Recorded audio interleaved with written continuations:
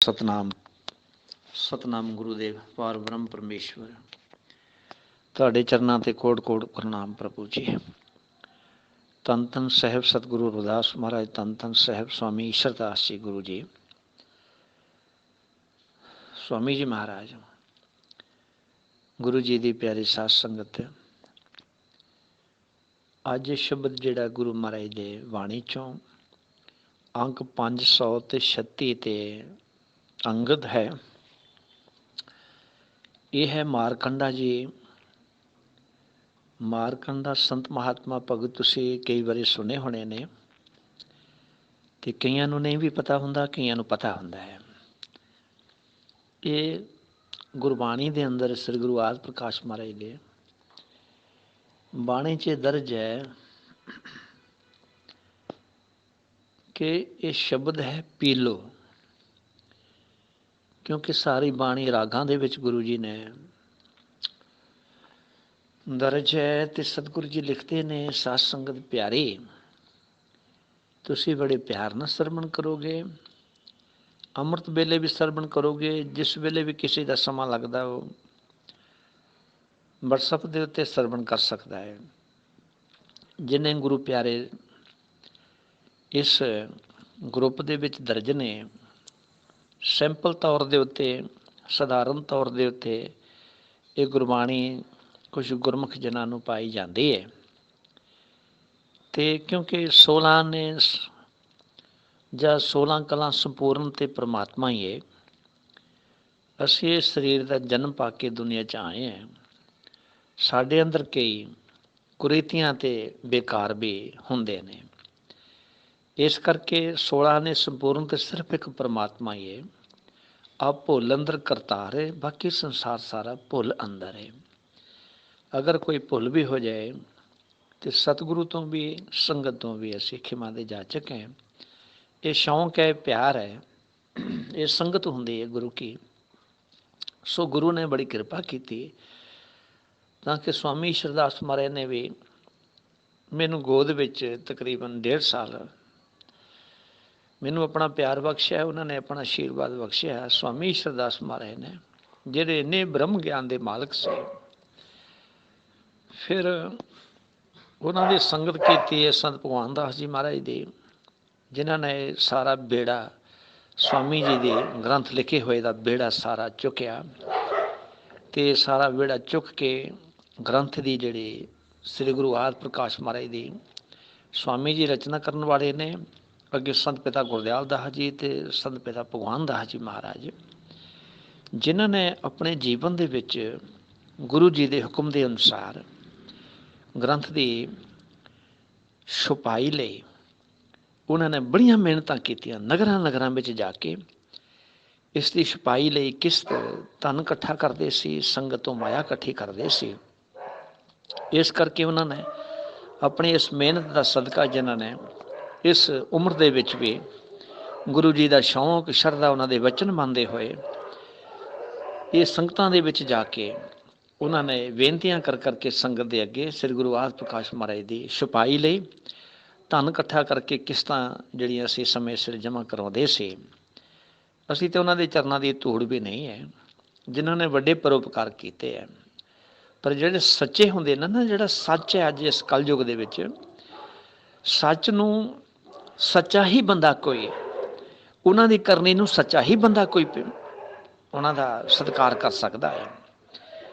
ਪਰ ਗੁਰੂ ਜੀ ਮਹਾਰਾਜ ਨੇ ਇਸ ਬਾਣੀ ਵਿੱਚ ਸਾਧ ਸੰਗਤ ਲਿਖਿਆ ਹੈ ਕਿ ਸ਼ਿਕੰਦ ਨਾਮ ਰਿਸ਼ੀ ਉਪਜੈ। ਇੱਕ ਮਾਰਕੰਡਾ ਸਾਹਿਬ ਜੀ ਦੀ ਸੰਤਾਂ ਦੀ ਬਾਣੀ ਆਈ ਹੈ। ਪਰ ਮਾਰਕੰਡਾ ਸਾਹਿਬ ਜੀ ਕਿਹਨਾਂ ਦੇ ਪੁੱਤਰ ਸੀ, ਉਹ ਕਿਸ ਤਰ੍ਹਾਂ ਇਸ ਦੁਨੀਆ ਵਿੱਚ ਆਏ, ਜਿਹੜੇ ਉਹਨਾਂ ਦੇ ਪਿਤਾ ਸੀ ਤੇ ਮਾਤਾ ਸੀ, ਉਹਨਾਂ ਨੇ ਕਿਤਨੀਆਂ ਮਿਹਨਤਾਂ, ਕਿਉਂਕਿ ਉਹਨਾਂ ਦੇ ਔਲਾਦ ਨੇ ਸੀ। ਇਹ ਸਾਰਾ ਕੁਛ ਆਓ ਬਾਣੀ 'ਚ ਸਰਵਣ ਕਰੀਏ ਜੀ। ਸਤਨਾਮ ਸਤਨਾਮ ਸਕੰਦ ਨਾਮ ਰਿਸ਼ੀ ਉਪਜੈ, ਸੰਤਾਨ ਕਾਰਨ ਜਪ ਤਪ ਨਿਤ ਨੇਮ ਕਰਾਉਂਦੇ ਨੇ। ਕਈ ਬਰਸਾਂ ਸਕੰਜ ਰਿਸ਼ੀ ਜੀ ਦੇ, ਜਿਹੜੇ ਮਾਰਕੰਡੇ ਦੇ ਪਿਤਾ ਸੀ, ਉਹਨਾਂ ਦੇ ਕਈ ਸਮਾਂ ਔਲਾਦ ਨਹੀਂ ਸੀ ਹੋਈ। ਤਾਂ ਫਿਰ ਸੰਤਾਨ ਦੇ ਕਾਰਨ ਜਪ ਤੇ ਤਪ ਤੇ ਨੇਮ, ਇਹ ਕਰਾਉਂਦੇ ਸੀ। ਫਿਰ ਜਦ ਇਤਨਾ ਸਮਾਂ ਜਪ ਤਪ ਨੇਮ ਕੀਤਾ, ਉਹਨਾਂ ਦੀ ਭਗਤੀ ਪ੍ਰਮਾਤਮਾ ਨੂੰ ਪਿਆਰੀ ਲੱਗੀ, ਸੰਪੂਰਨ ਹੋਈ, ਤਾਂ ਫਿਰ ਦੇਵ ਲੋਕ ਤੋਂ ਜਾਣੀ ਕਿ ਗੁਰੂ ਜੀ ਦੱਸਦੇ ਨੇ ਬਾਣੀ 'ਚ, ਦੇਵ ਲੋਕ ਦੇਵ ਤੋਂ ਦੇਵ ਲੋਕ ਤੋਂ ਆ ਕੇ ਦੇਵਤੇ ਆਏ ਨੇ। ਫਿਰ ਉਹਨਾਂ ਵਿੱਚੋਂ ਦਰਸ਼ਨ ਵਾਰੰਬਰਸ ਦੇ ਦਰਸ਼ਨ ਫਿਰ ਉਸ ਸਕੰਦ ਰਿਸ਼ੀ ਨੂੰ ਭਗਤੀ ਕਰਦੇ ਨੂੰ ਸੰਤਾਨ ਦੇ ਕਾਰਨ ਆਸ ਦੀ ਭਗਤੀ ਕੀਤੀ, ਸੰਤਾਨ ਕਾਰਨ ਕੀਤੀ ਕਿ ਸਾਡੇ ਸੰਤਾਨ ਕੋਈ ਨਹੀਂ। ਸਕੰਦ ਰਿਸ਼ੀ ਜਿਹੜੇ ਸੀ, ਫਿਰ ਜਦ ਉਹਨਾਂ ਨੇ ਦਰਸ਼ਨ ਦਿੱਤੇ ਆ ਕੇ ਦੇਵ ਲੋਕ ਤੋਂ ਦੇਵਤਿਆਂ ਨੇ, ਤੇ 12 ਬਰਸ ਵਰਦਾਨ ਦਿੱਤਾ ਕਿ ਸਕੰਜ ਰਿਸ਼ੀ ਤੂੰ ਭਗਤੀ ਕੀਤੀ, ਤੇਰੀ ਭਗਤੀ ਤੋਂ ਅਸੀਂ ਪ੍ਰਸੰਨ ਹਾਂ, ਦੇਵ ਲੋਕ ਤੋਂ ਆ ਕੇ। ਫਿਰ ਜਦ ਤੀਸਰਾ ਬਚਨ ਹੋਇਆ ਤੇ ਉਸ ਵੇਲੇ ਸਕੰਜ ਰਿਸ਼ੀ ਕਹਿੰਦਾ, ਮਹਾਰਾਜ ਮੇਰੇ ਕਾਫੀ ਸਮਾਂ ਹੋ ਗਿਆ, ਮੈਂ ਗ੍ਰਸਤੀ ਹਾਂ ਪਰ ਮੇਰੇ ਔਲਾਦ ਕੋਈ ਨਹੀਂ, ਮੇਰੀ ਝੋਲੀ ਵਿੱਚ ਔਲਾਦ ਪਾ ਦਿਓ, ਕਿਰਪਾ ਕਰੋ। ਉੱਥੇ ਸਤਿਗੁਰੂ ਜੀ ਲਿਖਦੇ ਨੇ ਕਿ ਜਦ ਇਹ ਉਹਨਾਂ ਨੇ ਫਰਿਆਦ ਕੀਤੀ, ਦੇ ਦਰਸ਼ਨ 12 ਵਰਸ ਆਜੂ ਪੁੱਤਰ ਦਸਾਂਦੇ ਨੇ। ਦਰਸ਼ਨ ਦੇ ਕੇ ਉਸ ਨੂੰ ਫਿਰ ਪੁੱਤਰ ਦਾ ਵਰਦਾਨ ਦਿੱਤਾ। ਜਦ ਵਰਦਾਨ ਦਿੱਤਾ, ਪਰ ਉਹ ਹੈ ਕੈਸਾ, ਗੁਰੂ ਜੀ ਕੀ ਲਿਖਦੇ ਨੇ, ਸਕੰਦ ਰਿਸ਼ੀ ਦੇ ਜਨਮਿਆਂ ਫਿਰ ਪੁੱਤਰ ਦੀਵਾ। ਉਹਨਾਂ ਨੇ ਵਰਦਾਨ ਦਿੱਤਾ ਕਿ ਜਾ ਤੇਰੇ ਪੁੱਤਰ ਤੇ ਹੋਏਗਾ, ਲੇਕਿਨ ਉਹਦੀ ਆਰਜਾ, ਉਹਦੀ ਉਮਰ 12 ਸਾਲ ਦੀ ਹੋਏਗੀ। 12 ਸਾਲ ਤੋਂ ਬਾਅਦ ਫਿਰ ਆਪਣਾ ਸਰੀਰ ਤਿਆਗ ਜਾਏਗਾ। ਇਹ ਵਰਦਾਨ ਦੇਣ ਲੱਗਿਆਂ ਸਿਰਫ ਸਕੰਦ ਰਿਸ਼ੀ ਨੂੰ ਪਤਾ ਸੀ। ਸਕੰਜ ਰਿਸ਼ੀ ਜਿਹੜੇ ਸਨ, ਉਹਨਾਂ ਨੂੰ ਇਹ ਪਤਾ ਸੀ ਕਿ ਮੈਨੂੰ ਵਰਦਾਨ ਮਿਲਿਆ, ਮੈਂ ਭਗਤੀ ਕੀਤੀ ਹੈ, ਮੈਨੂੰ ਵਰਦਾਨ ਦੇ ਵਿੱਚ ਮੇਰੇ ਪੁੱਤਰ ਦੀ ਆਰਜਾ 12 ਸਾਲ ਦੀ ਹੋਏਗੀ। ਪਰ ਇਹ ਭੇਤ ਉਸਨੇ ਆਪਣੀ ਘਰਵਾਲੀ ਨੂੰ ਨਹੀਂ ਦੱਸਿਆ ਜਿਸ ਦੇ ਕੋਖ ਤੋਂ ਉਸਨੇ ਜਨਮ ਲਿਆ। ਵਰਦਾਨ ਦੇ ਤਹਿਤ ਗੁਰੂ ਜੀ ਲਿਖਦੇ ਨੇ, ਸਕੰਦ ਰਿਸ਼ੀ ਦੇ ਜਨਮਿਆ ਪੁੱਤਰ ਦੀਵਾ ਮਾਰਕੰਡ ਤਿਸ ਨਾਮ ਰਖਾਮਦੇ ਨੇ। ਉਸਦਾ ਨਾਮ ਮਾਰਕੰਡਾ ਜੀ ਰੱਖਿਆ। ਫਿਰ ਗੁਰੂ ਜੀ ਲਿਖਦੇ ਨੇ 1 ਸਾਲ ਬਾਅਦ ਉਹਨਾਂ ਦੇ ਦੇਵਤਿਆਂ ਰਿਸ਼ੀਆਂ ਮੁਨੀਆਂ ਦੇ ਵਰਦਾਨ ਤੋਂ ਫਿਰ 12 ਸਾਲ ਜਾਣੀ ਕਿ ਜਿਹੜੇ ਸੀ 12 ਸਾਲ ਦੀ ਉਮਰ ਲੈ ਕੇ ਮਾਰਕੰਡਾ ਜੀ ਪ੍ਰਗਟ ਹੋਏ, ਉਹਨਾਂ ਦਾ ਜਨਮ ਹੋਇਆ। ਉਸ ਵੇਲੇ ਸਤਿਗੁਰੂ ਜੀ ਲਿਖਦੇ ਨੇ ਕਿ ਜਦ ਉਹਦਾ ਇਹ ਉਸਦੇ ਸਕੰਦ ਰਿਸ਼ੀ ਦੇ ਇਹ ਭੇਦ ਸੀ ਉਸਨੂੰ ਸਾਰਾ ਕਿ ਮੇਰੇ ਪੁੱਤਰ ਦੀ ਆਰਜਾ 12 ਸਾਲ ਹੈ, ਪੁੱਤਰ ਨੇ ਜਨਮ ਲੈ ਲਿਆ, ਲੇਕਿਨ ਮਾਰਕੰਡਾ ਜਿਹੜਾ ਸੀ ਉਸਨੂੰ ਪਤਾ ਸੀ, ਪਰ ਜਿਹੜੀ ਮਾਂ ਸੀ ਉਸਨੂੰ ਭੇਦ ਨਹੀਂ ਦੱਸਿਆ। ਮਾਰਕੰਡਾ ਜੀ ਦਾ ਭੇਦ ਨਹੀਂ ਦੱਸਿਆ ਕਿ ਇਸ ਦੀ ਆਰਜਾ 12 ਸਾਲ ਦੀ ਹੈ। ਪੁੱਤਰ ਦੀਵਾ ਮਾਰਕੰਡ ਤਿਸ ਨਾਮ ਰਖਾਮਦੇ ਨੇ। ਜਦ ਪੁੱਤਰ ਨੇ ਜਨਮ ਲਿਆ ਤੇ ਉਹਦਾ ਨਾਮ ਰੱਖਿਆ ਮਾਰਕੰਡਾ ਜੀ। ਫਿਰ ਗੁਰੂ ਜੀ ਲਿਖਦੇ ਨੇ ਇਹ ਭੇਦ ਸੀ ਸਕੰਦ ਰਿਸ਼ੀ ਨੂੰ, ਪਿਤਾ ਨੂੰ। ਗੁਰੂ ਜੀ ਲਿਖਦੇ ਨੇ ਹੁਣ ਉਮਰ ਤੇ ਜਦੋਂ ਇਨਸਾਨ ਜਨਮ ਲੈਂਦਾ ਹੈ ਨਾ, ਜਨਮ ਤੋਂ ਬਾਅਦ ਉਮਰ ਘਟਦੀ ਹੀ ਚਲੀ ਜਾਂਦੀ ਹੈ। ਦਿਨ ਪ੍ਰਤੀ ਪਲ ਪਲ ਘੜੇ ਨੂੰ ਸੁਰਾਖ ਕਰ ਦਈਏ ਨਾ ਛੋਟਾ ਜਿਹਾ, ਉਹਦੇ ਵਿੱਚ ਪਾਣੀ ਪਾ ਦਈਏ ਤੇ ਬੂੰਦ ਗਿਰਦੀ ਗਿਰਦੀ ਇੱਕ ਦਿਨ ਘੜਾ ਖਾਲੀ ਹੋ ਜਾਂਦਾ। ਸਾਡੀ ਆਰਜਾ ਦਾ ਵੀ ਸਵਾਲ ਸਾਰਿਆਂ ਦਾ ਇਹੀ ਹੈ।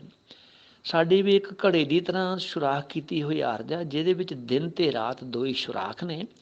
ਆਸਤੇ ਆਸਤੇ ਸਾਡੀ ਆਰਜਾ ਘਟਦੀ ਇੱਕ ਦਿਨ ਸਾਡੀ ਵੀ ਆਰਜਾ ਖਤਮ ਹੋ ਜਾਂਦੀ, ਘਟ ਜਾਂਦੀ ਹੈ। ਕਿਉਂਕਿ ਇਹ ਕੁਦਰਤ ਨੇ ਜੋ ਸਰੀਰ ਦਾ ਨਿਯਮ ਬਣਾਏ। ਪਰ ਆਰਜਾ ਹਾਂ ਕਾਹਦੇ ਨਾਲ? ਕਹਿੰਦੇ ਸਰੀਰ ਨਾਲ ਆਰਜਾ ਹੈ, ਤਨ ਦੇ ਨਾਲ ਆਰਜਾ ਹੈ, ਆਤਮਾ ਦੇ ਨਾਲ ਕੋਈ ਕਿਸੇ ਨੂੰ ਪਤਾ ਨਹੀਂ ਕਿ ਆਤਮਾ ਕਦ ਤੋਂ ਆਈ, ਇਹਦੀ ਕਿਤਨੀ ਆਰਜਾ। ਇਹ ਤੇ ਅਮਰ ਹੈ, ਅਜਰ ਹੈ। ਸਰੀਰ ਦੀ ਗੁਰੂ ਜੀ ਲਿਖਦੇ ਨੇ ਕਿ ਸਰੀਰ ਤਿਆਗਣ ਦੀ ਆਰਜਾ ਅਸੀਂ ਗਿਣਦੇ ਹਾਂ ਕਿ ਇਤਨੇ ਸਾਲ ਦਾ ਹੋ ਗਿਆ ਇਹ ਸਾਡਾ ਬੱਚਾ, ਇਹ 10 ਸਾਲ ਦਾ ਹੋ ਗਿਆ, 20 ਦਾ ਹੋ ਗਿਆ, 30 ਦਾ ਹੋ ਗਿਆ, 40 ਦਾ ਹੋ ਗਿਆ, 50 ਦਾ ਹੋ ਗਿਆ, 60 ਦਾ ਹੋ ਗਿਆ, ਜਾਂਦਾ ਜਾਂਦਾ ਕਿਤੇ ਬੁਢੇਪੇ ਚਲਾ ਜਾਂਦਾ ਹੈ।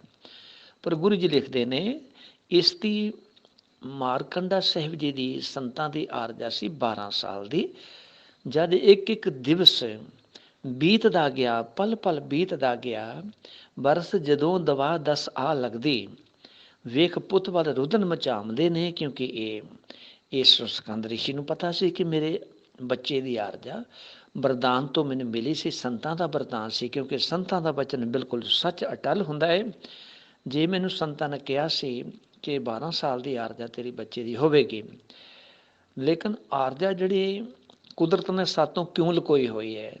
ਇਹ ਤੁਸੀਂ ਯਕੀਨ ਜਾਣਿਓ ਕਿ ਪ੍ਰਮਾਤਮਾ ਨੇ ਸਾਨੂੰ ਕਿਉਂ ਨਹੀਂ ਦੱਸਿਆ ਕਿ ਸਾਡੀ ਉਮਰ ਕਿੰਨੀ ਹੈ, ਸਾਡੀ ਆਰਜਾ ਕਿਤਨੀ ਹੈ। ਇੱਕ ਪਲ ਦਾ ਵੀ ਕਿਸੇ ਨੂੰ ਪਤਾ ਨਹੀਂ ਅਗਲੀ ਦਾ। ਜਿਉਂਦਾ ਹੈ, ਚਲਾ ਜਾ ਰਿਹਾ, ਤੁਰਿਆ ਹੈ, ਸਵਾਸ ਲਈ ਜਾਂਦਾ ਹੈ, ਚਲਿਆ ਜਾ ਰਿਹਾ, ਕਰਦਾ ਕਰਦਾ ਤਿੰਨੇ ਵਸਤਾਂ ਇਸ ਦੀਆਂ ਖਤਮ ਹੋ ਜਾਂਦੀਆਂ ਨੇ, ਪਰ ਉਹ 'ਚ ਕਿੱਥੇ ਚਲੀਆਂ ਜਾਂਦੀਆਂ ਨੇ। ਤਾਂ ਸਤਿਗੁਰੂ ਜੀ ਲਿਖਦੇ ਨੇ ਕਿ ਇਹ ਭੇਤ ਨਹੀਂ ਦੱਸਿਆ, ਪਰ ਇਹ ਭੇਤ ਜਦ ਦੱਸਿਆ ਸੀ ਨਾ, ਦੇਵਤਿਆਂ ਨੇ ਭੇਤ ਦੱਸ ਦਿੱਤਾ ਸਕੰਦ ਰਿਸ਼ੀ ਨੂੰ ਕਿ ਇਹਦੀ ਆਰਜਾ 12 ਸਾਲ ਦੀ ਹੋਏਗੀ। ਉਸ ਭੇਤ ਦੱਸੇ ਹੋਏ ਦਾ ਅਸਰ ਕੀ ਹੋਇਆ? ਭੇਤ ਦੱਸੇ ਹੋਏ ਦਾ ਉਸ ਦੇ ਉੱਤੇ ਕਿਤਨਾ ਅਸਰ ਹੁੰਦਾ ਹੈ, ਕਿਉਂਕਿ ਇਸਨੂੰ ਪਤਾ ਸੀ ਕਿ ਮੇਰੇ ਪੁੱਤਰ ਦੀ ਆਰਜਾ 12 ਸਾਲ ਦੀ ਹੈ। ਦੱਸਦੇ ਨੇ ਕਿ ਬਰਸ ਜਦੋਂ ਦਵਾ 1 ਬਰਸ ਹੁੰਦਾ, ਫਿਰ 2 ਬਰਸ ਹੋ ਗਿਆ, ਉਹਦਾ ਕੀ ਮਤਲਬ? ਕਹਿੰਦੇ ਘਟਦਾ ਚਲਾ ਗਿਆ। ਉਸ ਨੂੰ ਪਤਾ ਸੀ ਸਕੰਦ ਰਿਸ਼ੀ ਨੂੰ ਕਿ ਮੇਰੇ ਪੁੱਤਰ ਦੀ ਆਰਜਾ ਜੇ 12 ਸਾਲ ਦੀ ਹੈ ਤੇ 2 ਸਾਲ ਦਾ ਹੋ ਗਿਆ ਤੇ ਹੁਣ 2 ਸਾਲ ਦੀ ਘਟ ਗਈ ਹੈ, ਮੇਰੇ ਪੁੱਤਰ ਦੀ ਆਰਜਾ 10 ਸਾਲ ਦੀ ਰਹਿ ਗਈ ਹੈ। ਇਹ ਉਸ ਨੂੰ ਭੇਦ ਸੀ, ਪਤਾ ਸੀ। ਤੇ ਜੇ ਨਾ ਭੇਦ ਹੁੰਦਾ ਤੇ ਸ਼ਾਇਦ ਉਹ ਨਿਰਾਸ਼ ਨਾ ਹੁੰਦਾ, ਕਿਉਂਕਿ ਜਿਉਂ-ਜਿਉਂ ਸਮਾਂ ਬੀਤਦਾ ਜਾ ਰਿਹਾ, ਦਿਨ ਰਾਤ ਪਲ ਬੀਤਦੇ ਜਾ ਰਹੇ, ਤਿਉਂ-ਤਿਉਂ ਉਹਦਾ ਚਿਹਰਾ ਜਿਹੜਾ ਸੀ ਉਸਦੇ ਬਾਪ ਦਾ ਸਕੰਜ ਰਿਸ਼ੀ ਦਾ ਦਿਨ ਪ੍ਰਤੀ ਦਿਨ ਉਦਾਸ, ਦਿਨ ਪ੍ਰਤੀ ਦਿਨ ਚਿਹਰਾ ਮੁਰਝਾਉਂਦਾ ਸੀ।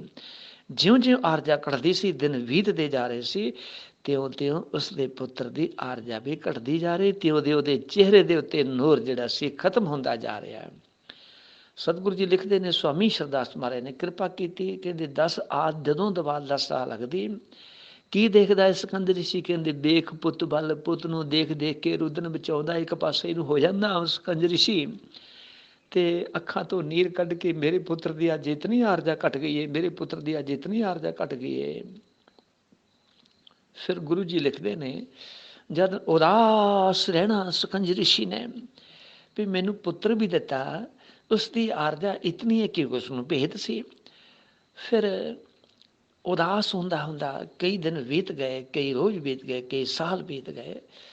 ਜਦ ਮਾਰਕੰਡਾ ਥੋੜਾ ਜਵਾਨ ਹੋ ਗਿਆ, ਹੋਸ਼ ਆ ਗਈ, ਪਤਾ ਲੱਗ ਗਿਆ ਇਸ ਚੀਜ਼ ਦਾ ਕਿ ਮੇਰੇ ਪਿਤਾ ਉਦਾਸ ਰਹਿੰਦੇ ਨੇ ਤੇ ਗੱਲ ਕੀ ਹੈ। ਮੈਨੂੰ ਜਦ ਦੇਖਦੇ ਨੇ, ਜਦ ਮੈਨੂੰ ਦੇਖਦੇ ਨੇ, ਮੇਰੇ ਵੱਲ ਦੇਖਦੇ ਨੇ ਤੇ ਮੇਰੇ ਪਿਤਾ ਖੁਸ਼ੀ ਨਹੀਂ, ਉਹਨਾਂ ਦੇ ਚਿਹਰੇ ਤੇ ਪੁੱਤਰ ਨੂੰ ਦੇਖ ਕੇ ਤਾਂ ਖੁਸ਼ ਹੋਣਾ ਚਾਹੀਦਾ ਹੈ, ਲੇਕਿਨ ਜਦ ਮੈਨੂੰ ਦੇਖਦੇ ਨੇ ਚਿਹਰੇ ਦੇ ਉੱਤੇ ਉਦਾਸੀ ਛਾ ਜਾਂਦੀ ਹੈ। ਫਿਰ ਇਹ ਮਾਰਕੰਡਾ ਜੀ ਜਾਣ ਕੇ ਇਸ ਚੀਜ਼ ਨੂੰ ਸਮਝਣ ਲੱਗੇ, ਮਹਿਸੂਸ ਕਰਨ ਲੱਗੇ। ਗੁਰੂ ਜੀ ਲਿਖਦੇ ਨੇ ਕਿ ਉਸ ਵੇਲੇ ਫਿਰ ਜਾ ਮਾਰਕੰਡੇ ਨੇ ਪੁੱਛ ਲਿਆ, ਪਿਤਾ ਜੀ ਮਾਰਕੰਡੇ ਸਮੂਹ ਜਾਂ ਭੇਦ ਪੁੱਛਿਆ, ਇਹ ਭੇਦ ਪੁੱਛਿਆ, ਸਾਰਾ ਹੀ ਭੇਦ ਪੁੱਛਿਆ। ਪਿਤਾ ਜੀ ਮੈਨੂੰ ਦੱਸੋ, ਤੁਸੀਂ ਮੈਨੂੰ ਦੇਖ ਕੇ ਉਦਾਸ ਕਿਉਂ ਰਹਿੰਦੇ ਹੋ? ਘਰ ਤੱਜ ਕੇ ਤਪੋ ਬਣ ਜਾਂਦੇ ਨੇ। ਜਦ ਭੇਦ ਸਾਰਾ ਦੱਸਿਆ ਪਿਤਾ ਨੇ ਕਿ ਪੁੱਤਰ ਥੋੜੀ ਆਰਜਾ ਰਹਿ ਗਈ ਤੇਰੀ, ਮੈਂ ਭਗਤੀ ਕੀਤੀ ਸੀ, ਤਪੱਸਿਆ ਕੀਤੀ ਸੀ, ਇਹ ਸਮਾਂ ਬੀਤ ਗਿਆ ਸੀ, ਮੇਰੇ ਘਰ ਬੁੱਧ ਸੁਲੱਖਣੀ ਸੀ ਤੇਰੀ ਮਾਂ ਦੀ ਕੁੱਖ। ਜਦ ਭਗਤੀ ਮੈਂ ਕੀਤੀ ਜਾ ਕੇ, ਮੈਨੂੰ ਦੇਵ ਲੋਕ ਤੋਂ ਆ ਕੇ ਸੰਤਾਂ ਮਹਾਤਮਾ ਨੇ, ਦੇਵਤਿਆਂ ਨੇ ਮੈਨੂੰ ਵਰਦਾਨ ਦਿੱਤਾ ਸੀ ਕਿ ਤੇਰੀ ਪੁੱਤਰ ਦੀ ਆਰਜਾ, ਤੇਰੇ ਪੁੱਤਰ ਹੋਵੇਗਾ, ਤੇਰੇ ਪੁੱਤਰ ਦੀ ਆਰਜਾ 12 ਸਾਲ ਦੀ ਹੋਏਗੀ। ਇਹ ਵਰਦਾਨ ਪਿਤਾ ਜੀ ਮੈਨੂੰ ਆਰਜਾ ਦਾ ਪਤਾ ਹੈ। ਪਿਤਾ ਕਹਿੰਦਾ ਹੈ ਸਕੰਜ ਰਿਸ਼ੀ ਪੁੱਤਰ ਮੈਨੂੰ ਆਰਜਾ ਦਾ ਪਤਾ ਹੈ, ਇਸ ਕਰਕੇ ਤੇਰੀ ਆਰਜਾ ਜਿਉਂ-ਜਿਉਂ ਘਟਦੀ ਹੈ, ਕਿਉਂਕਿ ਤੇਰੀ ਉਮਰ ਸਾਰੀ 12 ਸਾਲ ਦੀ ਸੀ, ਜਿਉਂ-ਜਿਉਂ ਤੇਰੀ ਆਰਜਾ ਘਟਦੀ ਜਾ ਰਹੀ ਹੈ ਤਿਉਂ-ਤਿਉਂ ਮੈਂ ਉਦਾਸ ਹੁੰਦਾ ਚਲਾ ਜਾਵਾਂਗਾ ਕਿ ਮੇਰੇ ਪੁੱਤਰ ਦੀ ਆਰਜਾ ਘਟਦੀ ਜਾ ਰਹੀ ਹੈ, 12ਵੇਂ ਸਾਲ ਤੱਕ ਪਹੁੰਚ ਜਾਣੀ ਹੈ, ਮੇਰੇ ਕੋਲ ਤੋਂ ਵਿਦਿਆ ਹੋ ਜਾਣਾ ਹੈ ਤੇ ਮੈਂ ਫਿਰ ਸਖਣਾ ਰਹਿ ਜਾਵਾਂਗਾ, ਇਸ ਲਈ ਮੈਂ ਉਦਾਸ ਰਹਿਣਾ ਬਾਬਾ। ਫਿਰ ਆਓ ਕਿ ਜਿਹੜੇ ਸਤਿਗੁਰੂ ਮਹਾਰਾਜ ਲਿਖਦੇ ਨੇ ਕਿ ਮਾਰਕੰਡੇ ਜੀ ਨੇ ਆਪਣੇ ਪਿਤਾ ਨੂੰ ਜੋ ਉੱਤਰ ਦਿੱਤਾ, ਜਵਾਬ ਦਿੱਤਾ, ਸਤਿਗੁਰੂ ਜੀ ਲਿਖਦੇ ਨੇ, ਇੱਕ ਫਕੀਰੀ ਲੇਖਦੀ, ਇੱਕ ਭੇਖਦੀ, ਇੱਕ ਗਧੇ ਵਾਂਗੂ ਲੇਟਦੀ ਤੇ ਇੱਕ ਫਿਰ ਪਿੱਛਾ ਮੁੜ ਕੇ ਦੇਖਦੀ। ਕਿਤਨੇ ਕਿਸਮ ਦੀ ਫਕੀਰੀ ਹੈ ਦੁਨੀਆਦਾਰੀ ਵਿੱਚ। ਜਿਹੜੀ ਲੇਖਦੀ ਫਕੀਰੀ ਹੈ ਉਸਨੂੰ ਕੋਈ ਮਿਟਾ ਨਹੀਂ ਸਕਦਾ। ਗੁਰੂ ਜੀ ਲਿਖਦੇ ਨੇ ਇੱਕ ਫਕੀਰੀ ਹੈਗੀ ਦੁਨੀਆਦਾਰੀ ਵਿੱਚ ਭੇਖ ਦੀ, ਸਿਰਫ ਭੇਖ ਪਾਇਆ, ਭੇਤ ਨਹੀਂ ਪਾਇਆ। ਤਾਂ ਸਤਿਗੁਰੂ ਜੀ ਲਿਖਦੇ ਨੇ ਇਹਨਾਂ ਦਾ ਵੀ ਅੰਤਰ ਹੈ, ਇਹਨਾਂ ਦਾ ਫਰਕ ਹੈ। ਪਰ ਸਾਹਿਬ ਜੀ ਲਿਖਦੇ ਨੇ, ਗੁਰੂ ਜੀ ਨੇ ਬਾਣੀ 'ਚ ਲਿਖਿਆ, ਇੱਕ ਦਿਨ ਪੁੱਛ ਲਿਆ, ਪਿਤਾ ਨੇ ਭੇਦ ਦੱਸ ਦਿੱਤਾ ਕਿ ਪੁੱਤਰ ਤੇਰੀ ਆਰਜਾ ਘਟਦੀ ਜਾ ਰਹੀ ਹੈ ਪਿਤਾ ਜੀ, ਮੇਰੀ ਆਰਜਾ ਸਿਰਫ 12 ਸਾਲ ਦੀ ਸੀ। ਮਾਰਕੰਡੇ ਨਿਵਨਾ ਕੁਲ ਸਾਧੂਆਂ ਕੋ ਗੁਰੂ ਜੀ ਲਿਖਦੇ ਨੇ ਕਿ ਫਿਰ ਇਸ ਜਦ ਸਾਰਾ ਭੇਤ ਦੱਸ ਦਿੱਤਾ ਪਿਤਾ ਨੇ ਕਿ ਤੇਰੀ ਆਰਜਾ 12 ਸਾਲ ਦੀ ਸੀ, ਕਿ ਤੇਰੀ ਆਰਜਾ ਇਤਨੀ ਘਟ ਗਈ ਪੁੱਤਰ, ਇਤਨੀ ਰਹਿ ਗਈ ਏ। ਫਿਰ ਗੁਰੂ ਜੀ ਲਿਖਦੇ ਨੇ ਕਿ ਜਦ ਭੇਦ ਪੁੱਛ ਕੇ ਕਹਿੰਦੇ ਪਿਤਾ ਜੀ ਜਦ ਤੁਸੀਂ ਤੁਹਾਡੀ ਘਰ ਦੇ ਵਿੱਚ ਕੋਈ ਇਤਨਾ ਸਮਾਂ ਔਲਾਦ ਨਹੀਂ ਹੋਈ, ਤੁਸੀਂ ਸਾਧੂਆਂ ਦੀ ਸੰਤਾਂ ਦੀ ਸੇਵਾ ਕੀਤੀ, ਭਗਤੀ ਕੀਤੀ ਹੈ, ਤੁਹਾਨੂੰ ਵਰਦਾਨ ਦਿੱਤਾ ਉਹਨਾਂ ਨੇ। ਥੋੜ੍ਹੇ ਸਮੇਂ ਭਗਤੀ ਕਰਨ ਦੇ ਨਾਲ ਮੈਨੂੰ ਮੈਂ ਤੁਹਾਨੂੰ 12 ਸਾਲ ਦਾ ਮੈਨੂੰ ਵਰਦਾਨ ਮਿਲ ਗਿਆ, ਮੈਂ ਤੁਹਾਡਾ ਪੁੱਤਰ ਬਣ ਕੇ ਆ ਗਿਆ ਹਾਂ, ਤੁਹਾਡੀ ਭਗਤੀ ਦਾ ਫਲ ਹੈ। ਪਰ ਤੁਸੀਂ ਕਿਉਂ ਚਿੰਤਾ ਕਰਦੇ ਹੋ? ਭਗਤੀ ਵਿੱਚ ਇਤਨੀ ਸ਼ਕਤੀ ਤਾਕਤ ਹੈ, ਸਿਮਰਨ ਵਿੱਚ ਇਤਨੀ ਤਾਕਤ ਹੈ। ਪਿਤਾ ਜੀ ਮੈਨੂੰ 5 ਸਾਲ ਦੀ ਉਮਰ ਹੋ ਗਈ ਸੀ ਫਿਰ ਮਾਰਕੰਡੇ ਦੀ। ਜਦ 5 ਸਾਲ ਦੀ ਆਰਜਾ ਹੋ ਗਈ ਫਿਰ ਸਤਿਗੁਰੂ ਜੀ ਲਿਖਦੇ ਨੇ ਕਿ ਮਾਰਕੰਡੇ ਨੇ ਤਪ ਕੀਆ ਨਾਰਾਇਣ ਸੰਦਾ। ਫਿਰ ਇਤਨੀ ਛੋਟੀ ਆਰਜਾ ਵਿੱਚ ਘਰ ਛੱਡ ਕੇ, ਸਾਰਾ ਵਾੜ ਛੱਡ ਕੇ ਚਲਾ ਗਿਆ। ਫਿਰ ਜਾ ਕੇ ਬਾਹਰ ਭਗਤੀ ਕਰਨ ਲੱਗਾ। ਸੰਦਾ ਭਾਲ ਕੁਲ ਜਾਂ ਸਾਧੂਆਂ ਨਿਭਾਉਂਦੇ ਨੇ ਤੇ ਮਾਰਕੰਡੇ ਨਿਵਨਾ ਕੁਲ ਸਾਧੂਆਂ ਕੋ। ਕਹਿੰਦੇ ਮਾਰਕੰਡਾ ਜੀ ਨੇ ਇਤਨੀ ਭਗਤੀ, ਇਤਨੀ ਕਠਿਨ ਤਪੱਸਿਆ ਕੀਤੀ, ਇਤਨੀ ਛੋਟੀ ਜਿਹੀ ਆਰਜਾ ਵਿੱਚ ਆਪ ਨਿਰੰਕਾਰ ਪਰਮਾਤਮਾ ਜੀ ਇਤਨੀ ਜਲਦੀ ਪ੍ਰਸੰਨ ਹੋ ਕੇ ਸਾਧੂਆਂ ਦਾ ਰੂਪ ਬਣ ਕੇ ਉਸ ਮਾਰਕੰਡੇ ਕੋ ਆਏ। ਜਦ ਭਗਤੀ ਸੰਪੂਰਨ ਖੁਸ਼ ਹੋ ਗਏ, ਪ੍ਰਸੰਨ ਹੋ ਗਏ। ਕੁਲ ਸਾਧੂਆਂ ਕੁਲ ਇੱਕੋ ਸੱਚੇ ਰਿਸ਼ੀ, ਫਿਰ ਜਿਹੜੇ ਉਹਨਾਂ ਵਿੱਚੋਂ ਰਿਸ਼ੀ ਸੀ ਜਦ ਆਏ ਉਹਨਾਂ ਨੇ ਫਿਰ ਇਤਨੀ ਭਗਤੀ ਮਾਰਕੰਡੇ ਦੀ ਦੇਖ ਕੇ ਵਰਦਾਨ ਦਿੱਤਾ। ਪਰ ਸਾਧੂਆਂ ਨੂੰ ਵੀ ਇਹ ਪਤਾ ਨਹੀਂ ਸੀ ਵੀ ਇਹਦੀ ਆਰਜਾ ਕਿਤਨੀ ਰਹਿ ਗਈ ਹੈ, ਘੱਟ ਹੈ, ਥੋੜ੍ਹੀ ਰਹਿ ਗਈ ਹੈ। ਪਰ ਉਹ ਕੀ ਕਹਿੰਦੇ ਨੇ, ਸਾਧੂ ਸੰਤ ਮਹਾਤਮਾ ਦੀ ਭਗਤੀ ਕਰਨ ਦੇ ਨਾਲ, ਸਾਧੂ ਸੰਤ ਮਹਾਤਮਾ ਦੀ ਸੇਵਾ ਕਰਨ ਦੇ ਨਾਲ ਕੀ ਵਰਦਾਨ, ਕੀ ਫਲ ਮਿਲਦੇ ਨੇ। ਸਤਿਗੁਰ ਲਿਖਦੇ ਨੇ ਕੁਲ ਸਾਧੂਆਂ ਕੋਲ ਇੱਕੋ ਰਸੇ, ਇੱਕੋ ਸੱਚੇ ਰਿਸ਼ੀ ਚਰਨਜੀਵ ਅਖਾਮਦੇ ਨੇ। ਜਦ ਸਾਧੂਆਂ ਦੀ ਸੇਵਾ ਕੀਤੀ, ਜਾਣੀ ਕਿ ਉਸ ਮਾਰਕੰਡੇ ਨੇ ਜਦ ਦਰਸ਼ਨ ਕੀਤੇ ਸਾਧੂਆਂ ਰਿਸ਼ੀਆਂ ਮੁਨੀਆਂ ਦੇ, ਤਾਂ ਫਿਰ ਪ੍ਰਸੰਨ ਹੋ ਕੇ ਵਰਦਾਨ ਲੱਗੇ ਦੇਣ। ਆਪ ਈਸ਼ਵਰ ਸਾਧੂਆਂ ਦਾ ਰੂਪ ਬਣਾ ਕੇ ਆ ਗਏ। ਤੇ ਫਿਰ ਸਤਿਗੁਰੂ ਜੀ ਲਿਖਦੇ ਨੇ ਉਹਨਾਂ ਨੂੰ ਨਮਸਕਾਰ ਕੀਤੀ, ਉੱਠ ਕੇ ਪ੍ਰਣਾਮ ਕੀਤਾ। ਪ੍ਰਣਾਮ ਕਰਕੇ ਉਹਨਾਂ ਦੇ ਜਿਹੜਾ ਆਪਣਾ ਮਸਤਕ ਸੀ ਉਹਨਾਂ ਦੇ ਚਰਨਾਂ 'ਤੇ ਰੱਖ ਕੇ ਉਹਨਾਂ ਵਿੱਚੋਂ ਦੱਸਦੇ ਸੀ ਕਿ ਇੱਕ ਸਕੰਜ ਰਿਸ਼ੀ ਜਿਹੜੇ ਸੀ, ਜਿਸ ਤਰ੍ਹਾਂ ਉਹਨਾਂ ਨੇ ਵਰਦਾਨ ਪਾਇਆ ਸੀ, ਇਸੀ ਤਰ੍ਹਾਂ ਗੁਰੂ ਜੀ ਲਿਖਦੇ ਨੇ ਕਿ ਮਾਰਕੰਡੇ ਦਾ ਜਿਹੜਾ ਸੀ ਉਹਨਾਂ ਨੂੰ ਨਿਭਦਾ ਕੁਲ ਸਾਧੂਆਂ ਕੋ ਇੱਕੋ ਸੱਚੇ ਰਿਸ਼ੀ ਚਰਨਜੀਵ ਅਖਾਮਦੇ ਨੇ। ਉਹਨਾਂ ਵਿੱਚੋਂ ਇੱਕ ਰਿਸ਼ੀ ਨੇ ਵਰਦਾਨ ਦਿੱਤਾ। ਜਦ ਉਸਨੇ ਭਗਤੀ ਪੂਰਨ ਹੋਈ, ਖੁਸ਼ ਹੋਏ, ਆਪਣਾ ਮਸਤਕ ਉਹਨਾਂ ਦੇ ਚਰਨਾਂ 'ਤੇ ਰੱਖਿਆ ਤੇ ਉਹਨਾਂ ਨੇ ਆਸ਼ੀਰਵਾਦ ਦਿੱਤਾ। ਪਰ ਕਿਹੜਾ ਵਰਦਾਨ ਦਿੱਤਾ ਸੰਤਾਂ ਨੇ? ਕਹਿੰਦੇ ਸੰਤ ਬਚਨ ਪਲਟੇ ਨਹੀਂ, ਪਲਟ ਜਾਏ ਬ੍ਰਹਿਮੰਡ। ਐਸੀ ਕਿਰਪਾ ਹੋਈ ਤੇ ਹੁਣ ਮਾਰਕੰਡੇ ਦੀ ਆਰਜਾ ਵੀ ਥੋੜ੍ਹੀ ਘਟ ਗਈ, ਵਿੱਚੋਂ ਥੋੜ੍ਹੀ ਰਹਿ ਗਈ। ਫਿਰ ਗੁਰੂ ਜੀ ਲਿਖਦੇ ਨੇ ਇਹ 12 ਸਾਲ ਦੇ ਵਿੱਚ ਚੱਕਰ ਘੁੰਮੀ ਜਾਂਦਾ ਸਾਰਾ। ਸਾਹਿਬ ਜੀ ਲਿਖਦੇ ਨੇ ਕਿ ਜਦ ਆਸ਼ੀਰਵਾਦ ਮਿਲਿਆ, ਵਰਦਾਨ ਮਿਲਿਆ, ਪਰ ਕਿਹੜਾ? ਕਹਿੰਦੇ ਆਰਜਾ ਤਾਂ ਉਹਦੀ ਥੋੜ੍ਹੀ ਰਹਿ ਗਈ ਹੈ, ਲੇਕਿਨ ਵਰਦਾਨ ਕਿਹੜਾ ਮਿਲ ਰਿਹਾ? ਕਹਿੰਦੇ ਜਾ ਪੁੱਤਰ, ਤੇਰੀ ਭਗਤੀ ਤੇ ਅਸੀਂ ਪ੍ਰਸੰਨ ਹੈ। ਮਾਰਕੰਡੇ ਤੇਰੀ ਆਰਜਾ, ਤੂੰ ਚਰਨਜੀਵ ਰਹੋ। ਚਰਨਜੀਵ ਦਾ ਮਤਲਬ ਕੀ ਹੁੰਦਾ? 4 ਯੁੱਗ ਜਿਉਣ ਦਾ ਵਰਦਾਨ ਦਿੱਤਾ ਸੀ। 4 ਯੁੱਗ ਜਿਉਣ ਦਾ, 4 ਯੁੱਗ ਅਮਰ ਰਹਿਣ ਦਾ ਵਰਦਾਨ ਮਾਰਕੰਡੇ ਨੂੰ ਮਿਲ ਗਿਆ। ਮਹਾਰਾਜ ਤੁਸੀਂ ਮੈਨੂੰ 4 ਯੁੱਗ ਦਾ ਆਸ਼ੀਰਵਾਦ ਵਰਦਾਨ ਦੇ ਰਹੇ ਹੋ, ਚਰਨਜੀਵ ਕਹਿ ਰਹੇ ਹੋ। ਮੇਰੀ ਤੇ ਸਤਿਗੁਰੂ ਜੀ ਉਮਰ ਬਿਲਕੁਲ ਥੋੜ੍ਹੀ ਰਹਿ ਗਈ ਹੈ, ਮੈਂ ਤੇ ਕਿਨਾਰੇ ਪਰ ਆ ਗਿਆ ਹਾਂ। ਕਹਿੰਦੇ ਜਾ ਬੱਚਾ, ਸਾਡੇ ਮੁਖ ਤੋਂ ਤੇਰੇ ਲਈ ਚਰਨਜੀਵ ਦਾ ਬਚਨ ਨਿਕਲ ਗਿਆ ਹੈ, ਤੂੰ 4 ਯੁੱਗ ਜੀਏਗਾ। ਸਾਧ ਸੰਗਤ, ਮਾਰਕੰਡਾ ਜਿਹੜਾ ਅੱਜ ਵੀ ਉਹ 4 ਯੁੱਗ ਅਮਰ ਉਹਦੀ ਆਰਜਾ ਸੰਤਾਂ ਮਹਾਤਮਾ ਦੀ ਸੇਵਾ ਦੇ ਵਿੱਚ, ਸੰਤਾਂ ਮਹਾਤਮਾ ਦੇ ਦਰਸ਼ਨਾਂ ਦੇ ਵਿੱਚ ਅੱਜ ਵੀ ਉਸ ਦੁਆਰ ਦੇ ਵਿੱਚ ਅਟੱਲ ਹੈ। ਤਾਂ ਗੁਰੂ ਜੀ ਲਿਖਦੇ ਨੇ ਕਿ ਨਿਭਣੇ ਦਾ ਔਰ ਸਾਧੂਆਂ ਦੀ ਸੇਵਾ ਕਰਨ ਦਾ ਇਹ ਵੀ ਕੋਈ ਗਿਆਨ ਹੋਣਾ ਚਾਹੀਦਾ ਵੀ ਇਹਦੇ ਵਿੱਚ ਸਾਨੂੰ ਕੀ ਪ੍ਰਾਪਤ ਹੁੰਦਾ ਹੈ। ਇੱਕ ਇੱਛਾ ਵਾਲੀ ਸੇਵਾ ਹੈ, ਇੱਕ ਨਿਰਇੱਛਤ ਸੇਵਾ ਹੈ। ਨਿਰਇੱਛਾ ਦੀ ਸੇਵਾ ਜਿਹੜੀ ਹੈ, ਮੋਕਸ਼ ਦੀ ਹੈ, ਪਰਮਾਤਮਾ ਦੀ, ਉਹ ਹੈ ਗੁਰੂ ਦੇ ਸ਼ਬਦ ਦੀ ਕਮਾਈ ਕਰਕੇ। ਨਿਰਇੱਛਤ ਆਸ ਕੋਈ ਨਹੀਂ ਰੱਖਣੀ ਕਿ ਮੈਨੂੰ ਕੋਈ ਵਰਦਾਨ ਮਿਲੇ ਜਾਂ ਮੈਂ ਤਾਂ ਇਹ ਕਰਮ ਕਰਾਂਗਾ ਭਗਤੀ ਦਾ। ਨਹੀਂ, ਤੈਂ ਭਗਤੀ ਕਰਨੀ ਹੈ, ਤੇਰਾ ਨੇਮ ਤੈਂ ਕਰਨਾ ਹੈ, ਦੇਣਾ ਤੈਨੂੰ ਈਸ਼ਵਰ ਨੇ ਹੈ। ਕਿਉਂਕਿ ਉਹਦੇ ਕੋਲ ਕਦੀ ਵੀ ਘਟਿਆ ਨਹੀਂ ਕੁਛ ਵੀ, ਉਹਦੇ ਕੋਲ ਕਦੀ ਵੀ ਕੁਛ ਮੁੱਕਿਆ ਨਹੀਂ। ਜੇ ਤੇ ਅਸੀਂ ਭਗਤੀ ਕਰਨੀ, ਉਹ ਤੇ ਬਿਨ ਬੋਲਿਆ ਸਭ ਕੁਝ ਜਾਣਦਾ ਹੈ, ਸਭ ਕੁਝ ਦਿੰਦਾ ਹੈ, ਕੁਝ ਵੀ ਉਸਨੇ ਈਸ਼ਵਰ ਨੇ ਲੁਕੋ ਕੇ ਨਹੀਂ ਰੱਖਿਆ ਹੋਇਆ। ਹਰੇਕ ਪਦਾਰਥ ਸਾਨੂੰ ਇਤਨੇ ਸਵਾਸ, ਇਤਨੀ ਆਰਜਾ ਰੱਬ ਨੇ ਬਖਸ਼ੀ ਹੈ, ਜਿਸ ਦੀ ਅਸੀਂ ਕਦਰ ਨਹੀਂ ਕਰਦੇ, ਜਿਸ ਦੀ ਅਸੀਂ ਇੱਕ ਪਲ ਵੀ ਕਦਰ ਨਹੀਂ ਕੀਤੀ। ਇੱਕ ਇੱਕ ਸਮੇਂ ਦੀ, ਇੱਕ ਇੱਕ ਸਵਾਸ ਦੀ ਇਤਨੀ ਕੀਮਤ ਸੀ। ਕਹਿੰਦੇ ਇਹ ਕੋਈ ਗੁਰਮੁਖ ਜਾਣਦਾ ਹੈ, ਜਿਸ ਨੂੰ ਕੋਈ ਗੁਰੂ ਕੋ ਸੰਗਤ ਪ੍ਰਾਪਤ ਕਰਕੇ ਗਿਆਨ ਹੋ ਜਾਏ। ਸੰਗਤ ਕਰਕੇ ਉਹ ਭਗਤੀ ਕਰਨ ਦਾ ਉਸ ਦੇ ਅੰਦਰ ਰੁਤਬਾ, ਭਗਤੀ ਕਰਨ ਦਾ ਪ੍ਰੇਮ, ਫਿਕਰ, ਭੈ ਪੈਦਾ ਹੋ ਜਾਏ। ਇਹ ਗੁਰੂ ਨੇ ਸ਼ਬਦ ਇੱਕ ਇੱਕ ਲਿਖਿਆ, ਇਹਦਾ ਮੋਲ ਕੋਈ ਨਹੀਂ। ਪਰ ਮੋਲ ਜਾਣੇ ਕੌਣ? ਜਿਹੜਾ ਕਦਰਦਾਨ ਹੋਵੇ, ਜਿਸ ਨੂੰ ਗਿਆਨ ਹੋਵੇ। ਅੱਜ ਸੰਸਾਰ ਦੇ ਵਿੱਚ ਗਿਆਨਵਾਨ ਤੁਹਾਨੂੰ ਘੱਟ ਮਿਲਣਗੇ, ਲੇਕਿਨ ਬੇਵਿਚਾਰੇ ਆਦਮੀ ਜ਼ਿਆਦਾ ਮਿਲਣਗੇ, ਜਿਨ੍ਹਾਂ ਨੇ ਸੰਗਤ ਬਹੁਤ ਘੱਟ ਕੀਤੀ ਹੁੰਦੀ ਹੈ। ਇਨਸਾਨ ਸੁਣਦਾ ਵੀ ਹੈ, ਜ਼ਰੂਰਤ ਨਹੀਂ ਸਮਝਦਾ।